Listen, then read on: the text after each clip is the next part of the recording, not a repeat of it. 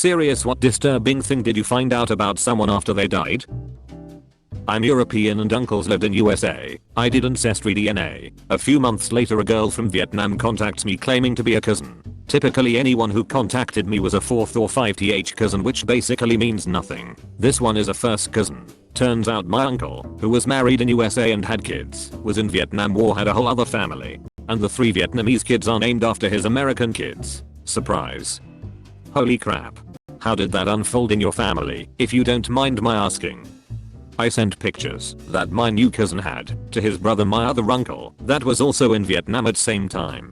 Pictures of my now deceased uncle with his Vietnamese wife and info he'd written on back of pic, which included his name, the name and address of the NGO he worked for. Absolutely nobody in our fam was aware of any of this. I've told my siblings that they have 3 Vietnamese cousins, but have no contact info to advise my cousins of their namesakes from the other side of the world.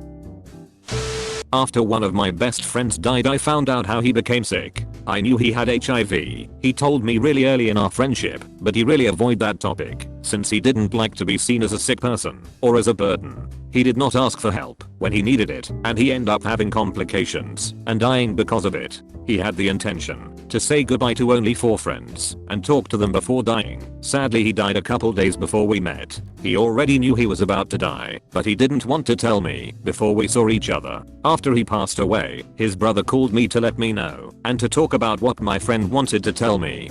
That's where I found out how he got HIV. He had been raped when he was really young, and he did not know he was HIV+ until a couple years later. He never wanted to tell us because of the same reason he never talked about him being sick. He didn't like the idea of being a victim. This broke my heart, and I understood so much about him after knowing this. That my grandmother accidentally killed her younger sister. They were walking back from school and my GM shoved her sister and she fell under a car which ran over her.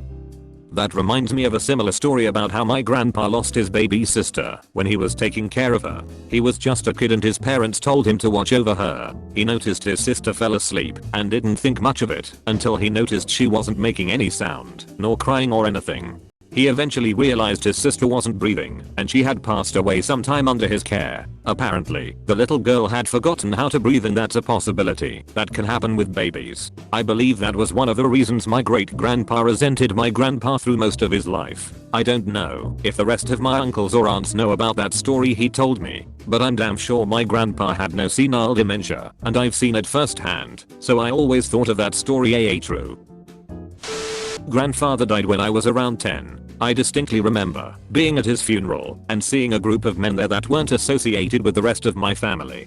I think I remember this because I watched them pull up in beautiful cars and thought they must be rich and cool. Probably around his age at the time too. I wasn't told until I was older, but my grandpa had been involved in some organized crime for most his life, and most of the time he was traveling in Europe he was actually in prison. Those men were his partners and my family hated them. A girl I went to HS with died in a horrible car accident. It was early morning on a summer break Saturday. No alcohol or drugs involved. We all assumed she fell asleep. I found out later that year that she had an anonymous blog where she posted several times throughout the years that she wanted to commit suicide crashing her car. According to her parents, friends, and teachers, she never showed any suicidal tendencies. It always baffled me how you can have all this mind process and nobody could guess it. Shit man. That's always been my go-to plan too, and people would said the same about me. It goes to show how much a person can hide. Yes, I'm in therapy and medicated and have no current plans or urges. Don't call the Reddit care squad on me lol. Edit. JFC. Now one of my top comments on Reddit is about how I used to want a KMS. That my ex-wife physically and emotionally abused my daughter when I wasn't around. We had a 70/30 custody arrangement essentially. I had weekends and 2 evenings a week. Didn't find out until months after she died, and kiddo had finally had enough therapy to come clean. I had no idea. As a parent, I can only imagine how you must have felt learning that. How have you and your daughter dealt with it? Has it impacted your relationship either negatively or positively? She has a therapist, a psychologist, and a psychiatrist on her medical team. My daughter is disabled. Her medical team is broad. She's doing better and our relationship is pretty good, but we still deal daily with the resulting trauma and insecurity, and it'll be 4 years in a few weeks. My friend was a really bubbly friendly guy and somehow he ended up beaten to death by 3 or 4 other men on the street. They were probably all drunk. No one was ever arrested. After he died, his sister cleaned out his apartment and found a USB with gigabytes of LD porn on it. That USB might be the reason he was murdered. My grandma was raped by her father when she was a teenager. This resulted in a pregnancy and she gave birth to a boy who was sent away to live with some distant aunt and uncle. My grandma went on to get married to my grandpa and together they had my mom, aunts, and my known uncle. I never knew about this other uncle until I met him as a teenager, and even then all my mom would say is that he was her half brother and was adopted as a baby. He always gave me creepy vibes, but I couldn't figure out why. I found out by googling his name after he died in prison that he was a convicted child molester. I later connected the dots why he was never talked about through overhearing bits of other families' conversations about his origin and life. That's insane. A man who was conceived through molestation became a molester himself. Ducking hell. I think there is probably a good chance he was abused similarly as well. My great-grandma and her brothers were notorious in Watertown, Massachusetts for their check fraud and forgery schemes. Oh, the things you find out about the woman who would make you hot cocoa. I had a neighbor several years ago, divorced, old guy, was really nice to people. He always bought candy for all the kids in the neighborhood, not a pedo. He died 10 years ago.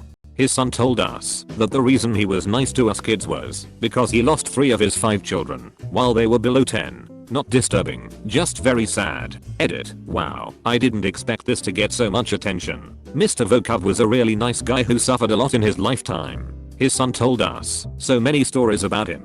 Got married at 21 right after military service, mandatory at the time. Lost his wife when he was 40 to stomach cancer. Lost 2 of his kids to an accident, another kid to a drunk driver. He had to be strong for the remaining 2 kids, even though his son told us how many times they heard their dad crying in his bedroom. To him, we were the kids and grandkids he should have had, despite him having 4 grandkids. RIP to the nicest guy in the world, Mr. Vokov.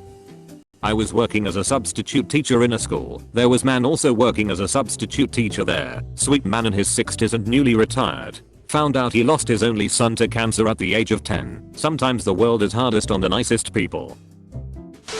Not too disturbing per se, but definitely a letdown, and it changed my view about them. I loved and respected my grandma all my life, so when she got sick and passed away, I was really heartbroken. A few years later, I found out me and my sister were her least favorite grandkids because my dad was poor. It made sense to me suddenly. All my cousins would get gold bracelets or nice stuff for special occasions, while I'd get a $20. Whenever my cousins were visiting, grandma would cook all their favorite food while me and my C's had to stay away from the dining table till they're done. Basically we just eat scraps. I just didn't realize all this until my mom pointed it out to me. I guess since I've been treated that way since young, I never think of her any differently. WTF is wrong with your grandma? My dad waited until my great-great-grandma died to reveal that she had been complicit in the devastating sexual abuse he suffered at the hands of her husband. Oh, that's so heartbreaking. Your dad was so mistreated and still felt some kind of obligation to protect her. Or he couldn't deal with confronting or outing her because he knew she'd make his life an even worse living hell. Either way, my heart goes out to your father for the boy he was, who was abused and betrayed so completely, and for the man he is now, hopefully as a loving father to you. He was mainly protecting his mother because she was very close with her grandmother. He didn't want to take that relationship away from his mom. But sadly, his mother was also complicit in the abuse because she knew that her brother had been abused by the same man and yet allowed my father to stay at the man's house. What's painfully ironic is that she faults her own mother for being complicit in her own sexual abuse. The cycle is vicious. It stops with me. My wife died in a car accident while we were trying to reconcile our differences to avoid a divorce. Shortly after she died, I learned that, in order to gain favor in the divorce proceedings, she blew her friend who was a member of the county board because he was close to the judge who was to preside over our divorce. This really had an effect on my grieving process. Close to 30 years after she passed, I found out my grandmother had a really bad addiction to codeine. When I found out, it totally filled in the blanks of why my dad's relationship with her was the way it was. RIP to both of them. Love M, miss M, wouldn't be who I'm without M. My grandpa, whom I loved dearly and was my favorite, used to beat the absolute crap out of my nan and their children, and that's why my mother and siblings hated him. Really wish I had known this earlier, as so many things I never understood finally make so much sense. Got a strange vibe from the family after my grandfather's long battle with cancer and ultimate passing. Turns out, I was the only one he hadn't beaten. Not necessarily disturbing, but after my aunt died we found out she was pregnant, and on the day she died she was going to tell us she had a positive pregnancy test in her bag as she got hit by a drunk driver. Pretty sad to think about. That my mother had an affair, and I'm the product. Man involved had no idea I exist. Didn't find out from my mother because she died when I was 15. Found out at the age of 21 from my aunt. We should start a product of an affair club. My mom finally confessed it to me when I was 22. My entire family knew and no one told me, which felt really weird. My grandmother was raped, and my oldest aunt isn't my grandfather's child. My grandfather came back from fighting on the Yorktown during WW2 and my grandmother was pregnant. They married and he never once denied my aunt or treated her any different. In fact, my dad says she was the favorite. We only found out about it when my grandmother was close to death. She told my dad. She held on to that secret until she was 93 years old. My aunt and grandfather have both been gone since the early 2000s. Your grandfather sounds like he was a great guy. My grandpa was like that with his stepkids. Their dad abandoned them, but he made sure they had Christmas and birthday presents from him until they all sat him down to let him know they knew who they were really from and they appreciated getting a real father the second time around. My dad passed away from COVID a few months back. My brothers were looking through his mail and saw a child support document. We're all half brothers, so we each individually asked our moms if our dad owed child support to them. We are all in our late 20s/early 30s. Each one of our moms said no, naturally. So we do some further digging. It turns out that my dad has an autistic son that is 25 years old. Knowing who my dad is, none of us were all that surprised that he had another son. However, all of us were completely shocked to find out that my dad was aware of this kid and didn't tell us. To make matters worse, he grew up down the road from us. My dad had photos stashed away of him, my newly found brother, and his mom. There are photos from the last 25 years. My dad knew since day one. I flew back home for the funeral, and while I was there we all met our new brother and his mom. I still can't quite process this all. Edit. To the question, what was my brother like? Here is my answer. Keep in mind that I didn't get much time to spend around him, as I had to fly back home shortly after meeting him. Most of the time spent was talking with his mom, because he wasn't very communicative. Hopefully I'm not offending people with my ignorance of autistic traits, but he seemed to be less independent and more reliant on his mother's care. According to his mom, he likes to read a lot and play video games. Apparently he was bullied in school, which really upsets me. Knowing this information definitely adds to the whole shock factor. I feel that he could have used the support of his older brothers to keep him safe while he was growing up. Somebody to love and care for him, help him fight his battles. I feel like we were robbed of the opportunity. My dad hadn't been together with any of our mothers for nearly 20 years, so I can't understand his reasoning in keeping our brother a secret. Anyway, I live on the other side of the country, which makes communication with him difficult. Although my brothers still live there, she and her son are moving to Las Vegas, so none of us really get the chance to spend time with him. I went to one of those fancy New England prep schools that has had to release reports about the sex abuse committed by teachers and faculty. Two of my teachers who had since retired I graduated back in the aughts died within a few months of each other. Days after the second one passed, the school released a report that named them both among others. They had both remained employed for many years after abusing students despite having been reported to the school by the students at the time. Well, I'm not sure if this counts, but my mom's brother, my uncle, passed away when I was around 3 or 4, but when I got older she told me that he used to molest her and her other sisters and burn cigarettes on their hands to scare them and to keep them from telling on him. I think that counts. I used to attend these jam sessions at a fellow's house in a nearby town. I thought he was a good guy. After his death I learned he was a clan leader. I never would have guessed. I was born in a small town and some of the nicest people I knew growing up turned out to be insanely racist. It wasn't until I left to go live in the city and came back to visit as an adult and started having adult conversations with them, I realized they were nuts. We had a local barber in the early 90s who cut out of his garage. My dad used to take me to him. The guy could only do 2 haircuts, bust or jaw head. Ask for a bowl cut? Jarhead. In middle school everyone jokingly called him the Grand Wizard. After he died I heard unconfirmed they found actual KKK robes. A lot of people talked about him dropping hints about being good Aryan or good white boys, and that he would rant about Jews. I don't know if it's true but it all makes sense. When I was younger my friend's older brother died. I believed it was a suicide up until a year ago when my mom told me he actually accidentally died due to autoerotic asphyxiation. I have exactly the same story. Buddy of mine's brother died like that. My mom actually explained it to me because she knew boys are ducking weird and it's dangerous. Thanks mom for being open and informative. There was a local teenage girl who died that way a few years ago. I was really impressed that her parents were not only open about her cause of death, but even did a newspaper story to warn others of the dangers of doing this. Can't even imagine how devastated they must have been, but they still opened up.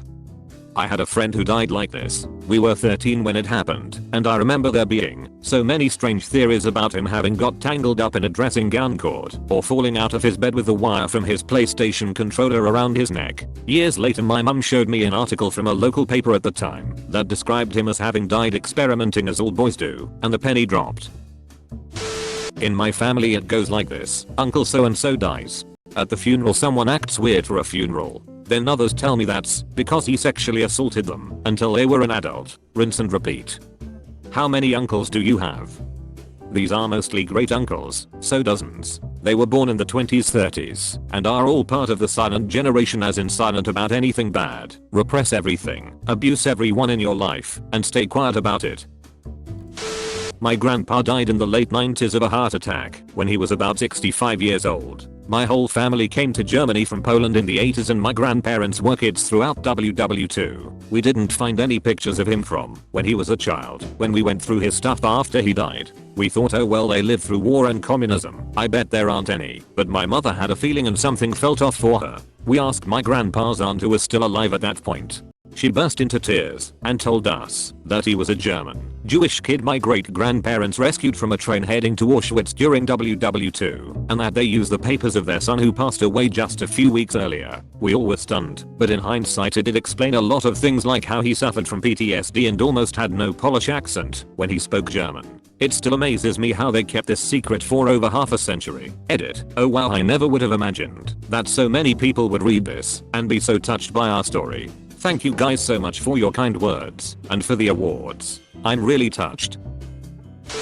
My old man was born in the 50s and was one of 6. When he was 4 his mum gave birth to twins and then promptly gave them up for adoption through the church. When he was 6 his bio dad split and ducked off to Port Elizabeth. He got an abusive asshole of a stepdad who physically abused him and sexually abused his sisters. He ended up with another 6 half siblings. In the 70s my dad asked his mom what happened to his bio dad and he was told he died sometime in the late 60s or early 70s. My dad's mother and stepfather died in 1998/99 and we never thought anything about his bio dad until my mother did some digging on Facebook in 2016, trying to find his twin sisters, which no one said existed. My dad has a few memories from his childhood about them, but then they were gone and no one spoke about them. My mother eventually tracked them down to ladies in their late 60s who only found out in the last few years that they were adopted. One didn't take it well and wanted nothing to do with us. The other was a bit more communicative and my dad eventually went to visit them. They still chat every now and then.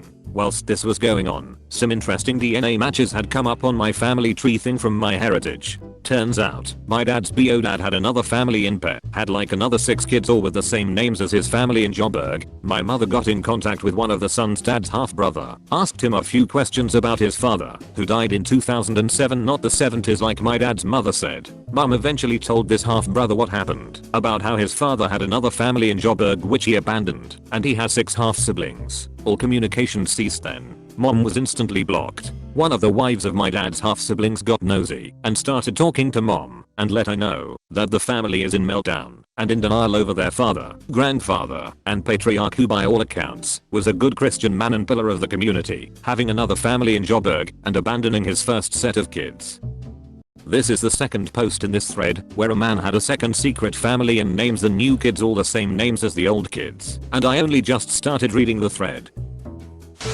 I found out that my uncle somehow had a black market liver. He went through the first VAR drinking himself nearly to death. He wouldn't stop drinking and drugging, so the implant folks wouldn't put him on a list. He then takes a trip to, I believe, India and gets a liver implanted. He then found a shady doctor here for aftercare. After that, he drank through another liver in 3 years. He was preparing for another trip to India, but COVID stopped him from traveling. He was anti-vax too.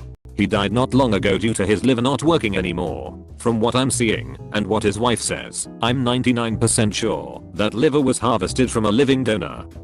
Well, you can harvest a good portion of a liver from a living donor. It'll regenerate. It's a remarkable organ. Now if you mean it was from a living donor who didn't consent. From what my aunt has implied, it was more along the lines of a lack of consent from the individual, but the family was compensated for the life that was lost. It honestly explained all the times he'd joke about how his new liver was killer, or how he'd kill for a new liver towards the end. He also joked about killing family members for a new liver. Needless to say, my uncle was not a very liked person. Well, that's terribly horrifying. I can't imagine receiving any gift that cost a human life and basically ruining it / not treating it with respect. Thank you very much for watching. I hope you enjoyed the video. Please subscribe to my channel for more curated daily Reddit stories.